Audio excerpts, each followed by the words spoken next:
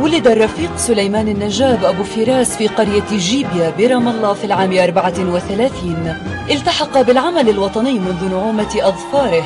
أوائل الخمسينيات قادته وطنيته العالية وحبه لجماهير الفلاحين والكادحين إلى صفوف الحزب الشيوعي الأردني. دافع عن الهوية والحقوق الوطنية الفلسطينية وناضل من أجل تحرير فلسطين.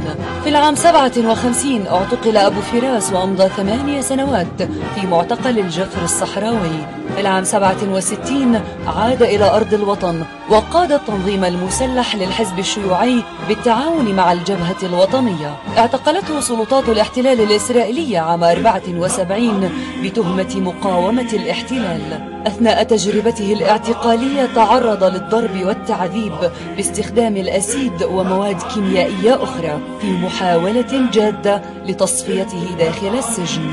أفرج عنه على إثر حملة تضامنية عالمية وأبعد خارج البلاد في العام 75. استأنف نشاطه السياسي وشارك في قيادة الحزب الشيوعي الفلسطيني لما أعيد تأسيسه في العام 82. اختير سليمان النجاب عضوا في اللجنة التنفيذية لمنظمة التحرير الفلسطينية عن الحزب الشيوعي عام 87.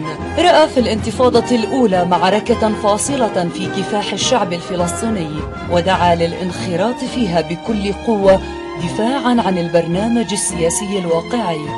ركز على دعم لجان الدفاع عن الأرض ومقاومة الاستيطان.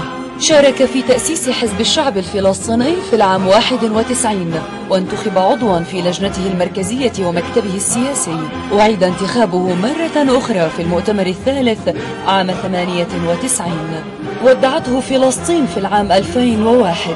كان دائما يقول: نحن الفلاحون أبناء الأرض وهم المحتلون مستوطنو الأرض.